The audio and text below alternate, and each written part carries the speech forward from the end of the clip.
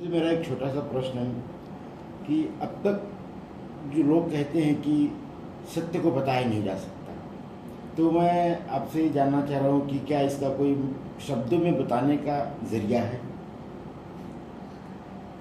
सबसे पहली बात यहाँ पे ये आती है कि शब्दों से बताया नहीं जा सकता, ये तो बताया गया जी।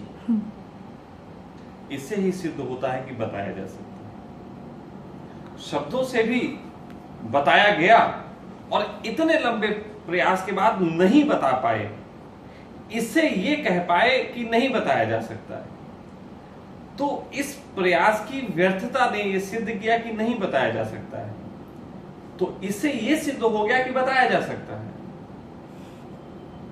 इसको पेज को समझ लो। जी जी।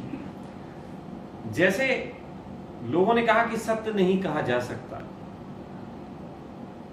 तो उन्होंने सत्य ना कहने के लिए ये इसलिए कहा कि बहुत उन्होंने प्रयास किए हैं सत्य को कहने के, लेकिन आज तक कोई सत्य कह नहीं पाया। तो इतने प्रयास का फेलवर इस बात को सिद्ध करता है कि सत्य नहीं कहा जा सकता। तो इतने लंबे प्रयास का फेलवर ने यह सिद्ध किया कि सत्य नहीं कहा जा सकता जी। लेकिन इससे टेक्निकली ये प्रूफ हो गया कि सत्य कहा जा सकता है। प्रयास लंबा था जी।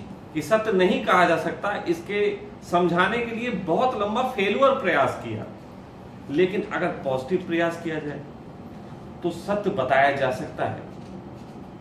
इसको टेक्निकली समझें। पहली बात तो क्या है कि सत्य क्या है? सत्य है अचीवमेंट नहीं, जी। सत्य है प्री रिमेम्बरिंग। जो खोया था उसी को पा लेना सत्य है। सत्य कोई वो चीज नहीं है जो हमें आगे मिलेगी। सत्य वो चीज है जो सदा से थी, है, हमारी स्मृति से चली गई, हमारी बेहोशियों से नहीं दिखती, तो सत्य वो चीज है। तो जो मेरा अनुभव है जिसको मैं सत्य कहूं, वैसा ही अनुभव आप में भी है, लेकिन उसको देखने के लिए बीच में जो मन का धूल आ गया है, यदि उसको हटाएं तो उस धूल हटाने से जितना भी दिखेगा वो आपका सत्य होगा। जी। ठीक है? जी। अब इसको थोड़ा समझें। मैं एक टेक्निकली बात करता हूं कि आपने भुट्टा खाया, मक्का, बरसात में, तो नींबू लगा के जैसे भुट्टा खाते हैं, आपको उसका याद होगा। तो जब मैंने ये बात कहता हूं तो जितने भी लोग सुन रहे हैं वो नींबू को ख्याल में करके, भुट्टे को ख्याल में करके उनके मुंह में पानी आ जाता है। जी। अच्छा, मैं कहूं खाली नींबू आपने सुना है तो नींबू से स्वाद नहीं आता। गौर करा? भुट्टे के ऊपर रगड़ के नमक में खाने से आपको नींबू का स्वाद आता है। तो ये मेरे एक शब्दों को इस तरीके से निर्माण करने का ढंग है जिससे मैं आपके ही अनुभव को आपको याद दिला सकता हूं। जी। तो टेक्निकली तो मैं शब्दों के माध्यम से ही आपको सत्य दे रहा हूं। ये सत्य वो नहीं है जो कहा जाए कि मेरे पास कुछ ज्यादा था मैंने आपको दे दिया। सत्य वही है जो आपके अंदर आपकी अनुभूति के रूप में था, लेकिन स्मृति से दूर चला गया था। मैंने कुछ ऐसा किया कि आपकी स्मृति फिर खुल गई। स्मृति खुलने से आपको याद आ गया। तो मैं ये कह सकता हूं कि अभी तक जितने भी प्रकार के हम अनुभव करते हैं भाव के रूप में, उनमें से एक अनुभव भाव की विरक्तता का है जिसको सत्य कहा जा सकता है, जिसको ध्यान कहा जा सकता है। तो सभी भावों के अनुभव कहने का ढंग, जैसे आई लव यू कोई किसी को बोलता है तो यूं तो आई लव यू बहुत लोग बोलते हैं, कुछ नहीं होगा, लेकिन एक खास लम्हे में आपकी फ्रिक्वेंसी जब सेट हो, मेरी फ्रिक्वेंसी भी वैसी हो और मैं आपको आई लव यू कहूं, उस खास लम्हे में वो शब्द इतना कारगर हो जाता है कि आपको भावनाएं मेरी कह देता है। एक खास लम्हे में आपने मुझे नुकसान पहुंचाया हो और मेरे अंदर से क्रोध जन्मा हो, उस वक्त मां की गाली दे देना आपको भी, मुझे भी क्रोध में ला सकता है और आपको भी आपके अंदर से क्रोध जगा सकता है। तो कहने के लिए क्या है भाई, अब मैं ये जो बात कह रहा हूं कि आपकी फ्रीक्वेंसी सेट है और मेरी फ्रीक्वेंसी सेट है, दोनों की फ्रीक्वेंसी सेट है, और तब मैं एक बात कह रहा हूं, उसको कहने का ढंग है मेरा, तो उससे मैं आपको भावनाएं कह पा रहा हूं। अब लोग कहेंगे ये तो आयोजित हो गया, इसे तो शब्दों से नहीं कहा गया। नहीं, आयोजित तो आपके गुरु सत्य को भी ना कहने के लिए करते हैं, मंच सजाते हैं, लाल कपड़े पहनाते हैं, माला पहनाते हैं, सब कुछ करते, वो भी तो आयोजन है। और उस आयोजन से सिद्ध हुआ कि नहीं हो पाता है, नहीं कह पाते हैं, तो मैं ये कह रहा हूं कि एक ऐसा आयोजन कर सकते हैं जिसमें कहा जा सके, लेकिन टेक्निक बदल जाएगी, मुझे आपकी फ्रीक्वेंसी सेट करनी पड़ेगी। हो सकता है भविष्य में आपके ऊपर इस तरीके के इलेक्ट्रॉन्स लगा दिए जाएं कि आपके इलेक्ट्रॉन से पता लगे कि आप किस तरीके की मनोदशाओं से आप गुजर रहे हैं। उस खास तरीके की मनोदशा में उस खास तरीके के शब्दों का प्रहार करके उस मनोदशा को बढ़ाया भी जा सकता है और घटाया भी जा सकता है। जैसे आपका रोमांटिक मूड है और मैं कहूं आई लव यू, तो आपका बढ़ सकता है, और आप बहुत रोमांटिक मूड में अपनी पत्नी के साथ बैठे हैं और वो कह दे कि भाई यार तुम तुरई लाए तो वो खराब ले आए, तो इतनी सी बात में तुम्हारा डैमेज भी हो सकता है। तो स्थिति इस चीज की है कि आपकी मनोदशाएं किस जगह आगे बढ़ के आपको संसार की तरफ ले जा सकती हैं और कौन सी मनोदशा किस तरीके से मोड़ के आपको विरक्ति की तरफ ले जा सकती है। तो यदि हम इसमें थोड़ा सा इलेक्ट्रॉनिक का उपयोग करके, जो कि आज संभव है, आपकी मनोदशा का पता लगाएं और आपकी सभी मनोदशाओं को ब्रेकअप दें। एक समय लगेगा, अब बताने में ये तो तुम शर्त नहीं कहोगे कि एक ही शब्द में बताओ, भाई एक ही शब्द में तो नहीं बताना। अभी तो भाई उन्होंने लाखों ग्रंथ बोल दिए ये बताने के लिए कि नहीं बताया जा सकता, तो कम से कम मुझे 2-4 घंटे की परमिशन तो मिलनी चाहिए जी। तो 2-4 घंटे की अगर परमिशन हो तो लोगों के मनोरोगों पे काम करके कि किस प्रकार के हैं, अप एंड डाउन करके उनकी मन की भावनाओं को संसार में जाने से रोक के उनको पलट दिशा देना और विरक्ति को जन्माना। फिर उसी विरक्ति के लम्हों में जब आपकी विरक्ति एक्सट्रीम पे हो, तब इस तरीके का प्रहार करना कि आपका मन पूरा खंडित हो जाए, आपको सत्य के अनुभव तक ले जा सकता है। टेक्निकली शब्दों के द्वारा भी ले जा सकता है, शब्दों से मनोभाव को बढ़ाया जा सकता है, मनोभावों को गिराया जा सकता है। और ध्यान का काम क्या है? आपके मन को गिराना। शरीर की थकान के बाद जब हमें विश्राम मिलता है उसको हम विश्राम कहेंगे, लेकिन जब मन की थकान के बाद हमें विश्राम मिलता है उसको हम ध्यान कहेंगे। मन की थकान बस लानी है, तो मन की थकान के आयोजन होने चाहिए जो कि शब्दों से भी हो सकते हैं। आप बड़े भाव से आए, मैं भाव को गिरा सकता हूं, लेकिन बस ये है कि उसमें सामने वाले की तैयारी भी जरूरी है। इसी को तो मैंने फ्रीक्वेंसी की सेटिंग कहा। भाई ऐसा ही तो संवाद था जो अष्टावक्र में और जनक में हुआ था, दोनों के बीच संवाद हो रहा था, मामला पका हुआ था, उनका भी ये भी तैयार थे, उठापटक शुरू हो गई।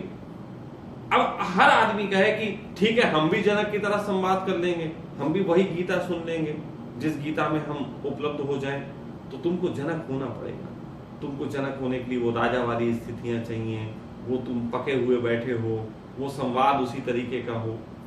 तो अलादीन का चिराग तुम्हें मिल जाएगा, इससे तुम्हें जिन्न नहीं निकल आएगा, तुम्हें अलादीन होना पड़ेगा। खास बात है, अलादीन का चिराग था जिसमें से जिन्न निकलता था, चिराग में से जिन्न नहीं निकलता था, अलादीन के चिराग से जिन्न निकलता था। तो अलादीन तो होना पड़ेगा, बिना अलादीन हुए तुम चिराग रगड़ते रहो, कुछ नहीं होने वाला। अलादीन की रगड़ वो पासवर्ड है, हाथ वाला पासवर्ड जो होता है ना, कि अंगूठे का पासवर्ड तो चाहिए, तब जाके हमारा मोबाइल आपसे खुलेगा, ऐसे थोड़ी ना खुल जाएगा, हमारा अंगूठा तो चाहिए होगा। तो उसी तरीके से अगर तुम चाहो कि तुम्हें जनक मिले तो तुम्हें होना पड़ेगा एक तरीके से, फिर तुम्हें उसके विपरीत अष्टावक्र भी चाहिए। अष्टावक्र और जनक दोनों मिलेंगे, उनकी फ्रिक्वेंसी उस तरीके की है तो काम हो सकता है। मैं सत्य बोल सकता हूं, लेकिन उसी तरीके की फ्रिक्वेंसी वाला इंसान चाहिए जिसे खड़े खड़े भी सत्य बोला जा सकता है और बात पूरी हो सकती है, बिल्कुल हमने उतनी ही लेवल पे। लेकिन आदमी कहे कोई ऐसा शब्द बना दो जो हर एक पे बराबर प्रभाव दे, तो ऐसा संभव नहीं है। ऐसा संभव करने का प्रयास किया गया जी। बुद्ध और महावीर या जितने भी बुद्ध पुरुष रहे, उनकी सदा से यह दिक्कत रही कि हम जो बोलते हैं वो जैसा बोलते हैं वैसे ही लोगों तक पहुंच पाए। अब बुद्ध बोलते थे कुछ, पहुंचता था कुछ। बुद्ध ने रात को बोला अब सब रात्रि के काम पे जाएंगे, तो बुद्ध ने ऐसा कहा तो पता लगा कि एक आदमी से पूछा भैया अब तुम्हें क्या समझ में आया, वो चोर था, उसे समझ में आया कि चोरी के लिए जाना। एक औरत जो थी वो वैश्या थी, उससे पूछा तुम्हें क्या समझ में आया, उसने कहा बुद्ध ने कहा है कि अब आप अपने काम धंधे पे जाओ। एक साधक था, उससे पूछा तुम्हें क्या समझ में आया, उसने कहा बुद्ध कह रहे हैं कि जाओ ध्यान करो जाके। तो बात एक कही गई 36 तक पहुंची। इसीलिए एक लैंग्वेज तैयार हुई थी जिसको गणित कहा गया था। गणित की एक लैंग्वेज ऐसी है कि वो सभी लोगों तक उसी तरीके से पहुंचती है जैसे कही जाती, लेकिन केवल कह देने से नहीं पहुंचती, सामने वाले को भी उसका अनुभव होना चाहिए। मैं तुमसे कहूं 2 दूनी 4 और तुमने कभी गणित पढ़ी नहीं है तो तुम कहोगे हाँ, तो कैसे 2 दूनी 4 क्या? तो 2 दूनी 4 जो है तभी हो सकता है जब आपके पास भी 2 दूनी 4 का पहाड़ा हो। भविष्य ऐसा होने जा रहा है कि हम सब इतनी टेक्निकली लैंग्वेज से भर जाएंगे, गणित की लैंग्वेज से, कि हर बात को कहने का एक गणित का ढंग होगा। वो एक आदमी कहेगा और लाखों लोगों तक एक सी पहुंचेगी, वो बदली हुई नहीं होगी। और तब हो सकता है, जैसे अभी एक शब्द है I love you. I love you प्रेम का सूचक है, लेकिन हर समय सूचक नहीं है। कई बार आई लव यू मूड खराब कर देता है। प्रेमी प्रेमिका के बीच कई बार कुछ और होने जा रहा हो, वो आई लव यू बोल तो मूड खराब हो जाता है। हर समय मत एक सी बात किया करो। तो बात ऐसी है कि आज वो शब्द भी काम नहीं आता, लेकिन इसलिए नहीं आता क्योंकि दोनों तरफ उसकी तैयारी नहीं है, फ्रिक्वेंसी नहीं है वैसी। तो गणित एक ऐसी फ्रिक्वेंसी तय करता है कि जब भी कहा जाए वो तुम्हें उतना ही समझ में आएगा। अगर बुद्ध कोई गणित की भाषा में प्रवचन दें और सामने लोगों ने गणित की ही वो भाषा सीख रखी हो, तो बिल्कुल उसी भाषा में पहुंच जाएगा जिस भाषा में गणित कही गई। बाकी ऑल लैंग्वेजेस का इतना सही उपयोग आज तक नहीं हुआ जितना गणित कहना चाहती। लेकिन हमने भाषाओं के साथ बहुत दुर्गति वाला काम किया। हमने उसमें आविष्कार करना छोड़ दिए, हमने उसमें आविष्कार बंद कर दिए। जरूरत इस चीज की है कि अभी उसको आविष्कृत किया जाए, उसको और निखारा जाए। हमने उसको थोड़ा सा समझ लिया कि जितना हम हो गई है भाषा बस इतनी ही है। नहीं, भाषा की भी बहुत तरीके की और कॉम्बिनेशन तैयार किए जा सकते हैं जिससे बात कही जा सके। जैसे कि कंप्यूटर में करा गया, कंप्यूटर की भाषा में उन्होंने 0-1 की लैंग्वेज है, लेकिन उसकी एक कोडिंग तैयार कर ली गई, सब कुछ 0-1 से ही कह दिया जाता है। तो हर कंप्यूटर के अंदर 0-1 की लैंग्वेज होती है और उससे ही सब कुछ कहा जाता है। जो भी कहा जा रहा है वो 0-1 की ही एक गणित है, उससे ही कहा जा रहा है। तो दुनिया का कंप्यूटर कोई भी हो, वो सब अंदर अगर बात करेंगे तो सब समझ लेंगे। कंप्यूटर दूसरे कंप्यूटर को समझाएगा तो एक भाषा में समझा देगा।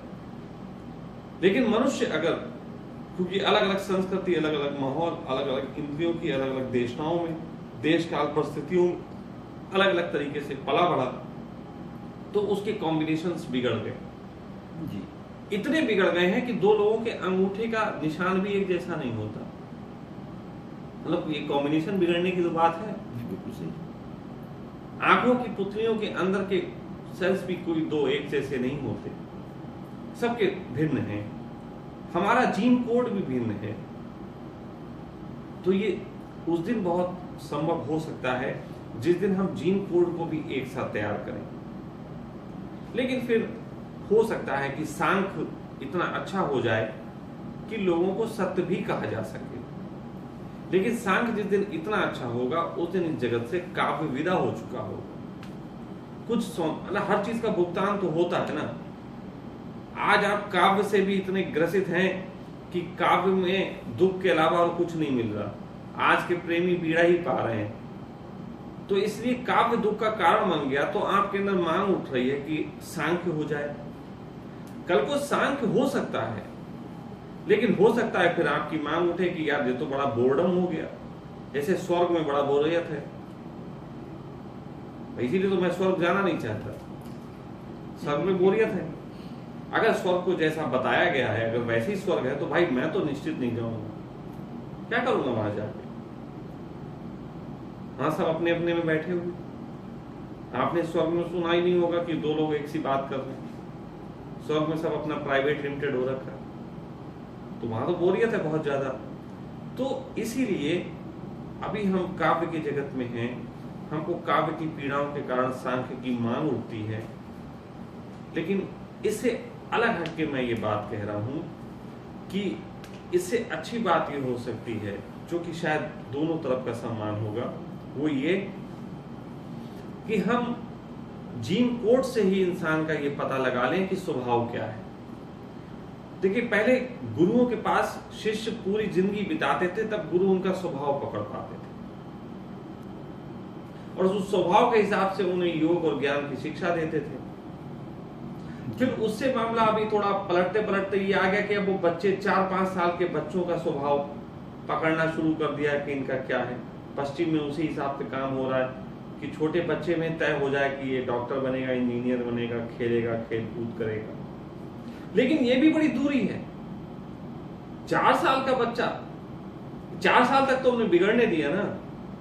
मैं ये कह रहा हूं, जीन कोड में घुस जाना पड़ेगा, आदमी के जीन में जाके वहां से काम करना पड़ेगा। जीन तक पहुंच गए हैं हम, जीन तक इस बात की तैयारी हो गई है कि पता लगाया जा सकता है कि एक बच्चा पैदा होगा तो 25 साल की उम्र में कितनी हाइट का होगा, इसकी आंखें कैसी होंगी, इसका स्वभाव क्या होगा, संगीत में रुचि लेगा कि डॉक्टर बनेगा, ये जीन कोड में पता लगाया जा सकता है।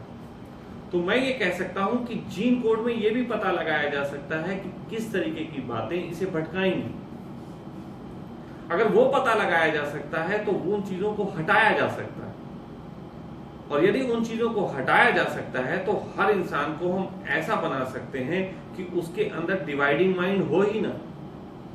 और जिस व्यक्ति के अंदर डिवाइडिंग माइंड नहीं होगा, यदि वो काव्य की सोच का व्यक्ति है, तो उसको काव्य कह के बहुत आसानी से काव्य समझाया जा सकता है। और फिर अगर कोई सांख्य का व्यक्ति है और उसके अंदर डिवाइडिंग माइंड नहीं है, तो सांख्य की सीधी चर्चा करके उसे सांख्य समझाया जा सकता है। लेकिन वो जीन कोड पे हमें काम करना पड़ेगा, हमें डिवाइडिंग माइंड को हटाना पड़ेगा। डिवाइडिंग माइंड भी जीन से पैदा होता है। डिवाइडिंग माइंड जीन से पैदा होता है। एक शुक्राणु में डिवाइडिंग माइंड होता है। वो डिवाइडिंग माइंड शुक्राणु में कहां से आता है? उसके पीछे उसके पिता का मस्तिष्क होता है।